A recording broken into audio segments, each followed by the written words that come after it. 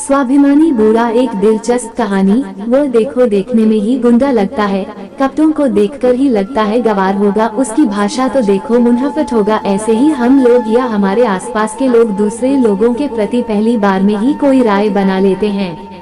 आज की कहानी आपको इसी बुरी आदत से दूर रहने की सीख देगी। सर वह देखो, वह जो सबसे आखिरी वाले टेबल पर बैठकर खाना खा रहा है ना, वो बुढ़ा आज पहली बार नहीं आया है। वह इससे पहले भी 2 बार अपने होटल में खाना खाकर जा चुका है, लेकिन उसने अब तक अपने उधार के पैसे नहीं चुकाए हैं और आज फिर आ गया है खाना खाने। होटल के एक वेटर ने अपने मालिक हीराचंद के कानों में धीरे से यह बात बताई। हीराचंद ने उस बूढ़े की तरफ एक नजर दौड़ाई, उसे ध्यान से देखा और अपने कर्मचारी से पूछा, आज कितने का ऑर्डर दिया है उसने? सर वो भले ही उधार का खाता है, फिर भी वो कंजूस, कभी ज्यादा का ऑर्डर नहीं करता है। आज भी उसने बाकी दिनों की तरह ही सब्जी रोटी मंगाई है, 50 रुपए बिल होगा उसका। वेटर ने जवाब के साथ उस बूढ़े के प्रति अपने विचार भी व्यक्त किए। बूढ़े के साधारण से खाने का ऑर्डर देखकर सोचते हुए हीराचंद ने कहा, कुछ मजबूरी होगी उनकी, इसलिए बेचारे पैसे दे नहीं पाए होंगे। नहीं सर, ऐसे लोगों को मैं बहुत अच्छी तरह से जानता हूँ। फोकट का खाने की आदत होती है उनको, और जब पैसे देने की बारी आती है तो आनाकानी करते हैं। बूढ़े की तरफ वेटर ने तिरस्कार भरी नजरों से देखते हुए कहा। हीराचंद को अपने कर्मचारी के विचार जानकर थोड़ा बुरा लगा। उन्होंने कहा, अच्छा ठीक है, तुम जाओ, मैं देखता हूँ क्या करना है। हीराचंद ने एक बार फिर उस बूढ़े की तरफ गौर से देखा। बुढ़ापे की वजह से चेहरे से जा चुकी चमक हीराचंद इतनी दूर से भी महसूस कर पा रहा था। बड़े ही साधारण कपड़े पहने थे उसने, कुर्ता पजामा और कंधे पर गमछा डाल रखा था। अपना खाना खत्म कर वह बूढ़ा सीधे काउंटर की तरफ हीराचंद के पास आकर खड़ा हो गया और बोला, साहब कितना बिल हुआ मेरा? पहले का उधार जोड़कर बताए। हीराचंद ने उसका पहले का और आज का बिल पहले से तैयार करके रखा था। बिल उसके हाथों में देते हुए हीराचंद बोला, 150 रुपए। बिना किसी सवाल के उसने अपने कुर्ते के जेब से 200 रुपए की नोट निकाली और हीराचंद के सामने काउंटर पर रख दी। हीराचंद ने पैसे उठाते हुए बूढ़े से पूछा, अंकल आप यहीं कहीं पास में रहते हैं क्या?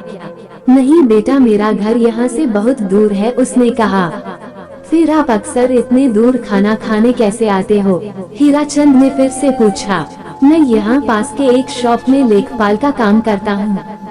जब जब मैं टिफिन नहीं लाता तब तब खाना खाने तुम्हारे यहाँ जाया करता हूँ।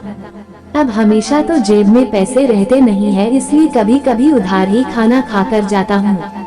लेकिन आज मेरा पगार हुआ है, इसलिए आज मैं जानबूझकर यहाँ आया हूँ। सोचा खाना भी खा लूंगा और पहले की उधारी भी चुका दूंगा। थोड़ा सा हंसते हुए बूढ़े ने कहा।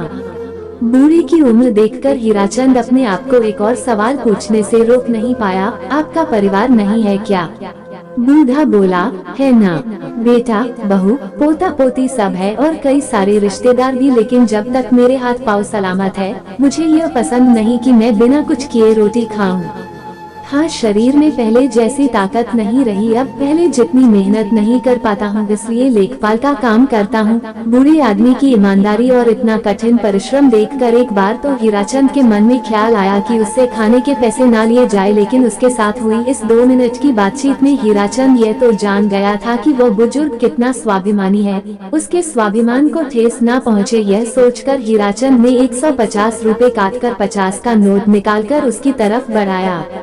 बूढ़े ने होटल में इधर उधर देखा और उसी जो कुछ देर पहले उसकी शिकायत हीराचंद से कर रहा था, वेटर की तरफ इशारा करते हुए हीराचंद से बोला, यह 50 रुपए टिप के तौर पर उस वेटर को दे देना, क्योंकि उसने हर बार बहुत प्यार से और अपनेपन से मेरी सेवा की है, मुझे खाना परोसा है। इतना बोलकर वो वहाँ से चला गया। 50 रुपए हाथों में लिए हीराचंद अपने कर्मचारी के उस बूढ़े के प्रति दृष्टिकोण और उस बूढ़े आदमी के उस कर्मचारी द्वारा दिए गए खाने के प्रति प्यार और आदर देखकर अचंभित हो गया। उसके पास बोलने के लिए कुछ भी नहीं था।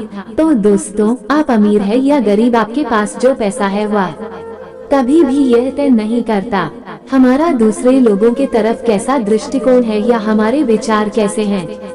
यही हमें गरीब या अमीर, अच्छा या बुरा बनाते हैं। सोचिए अगर किसी बूढ़े आदमी को उम्र के इस पड़ाव में भी बैठकर खाना अच्छा नहीं लगता हो और उन्हें अपने बच्चों पर बोझ ना बनना हो तो उनका स्वाभिमान कितना पक्का होगा। इसीलिए ऐसे लोगों को देखकर उनके खिलाफ कोई राय मत बनाइए, पहले उनको जानने की कोशिश कीजिए। अगर उनका व्यवहार कुछ अलग लगे तो सोचिए कि जरूर उनकी कोई मजबूरी होगी। इससे उनका तो कोई फायदा या नुकसान नहीं होगा, लेकिन हमें और लोगों को हमारे विचारों के बारे में पता चलेगा। इसलिए किसी के भी प्रति अपनी राय देने से पहले अपने विचारों पर विचार करना जरूरी है। दूसरों को जज करने से पहले अपने विचारों को जज करना आवश्यक है कि कहीं हम गलत विचारों के अधीन होकर गलत व्यवहार तो नहीं कर रहे। तो दोस्तों, कैसी लगी ये वीडियो? अगर आपको वीडियो अच्छी लगी है तो हमारे चैनल को सब्सक्राइब करें तथा घंटी जरूर दबाएं। धन्यवाद।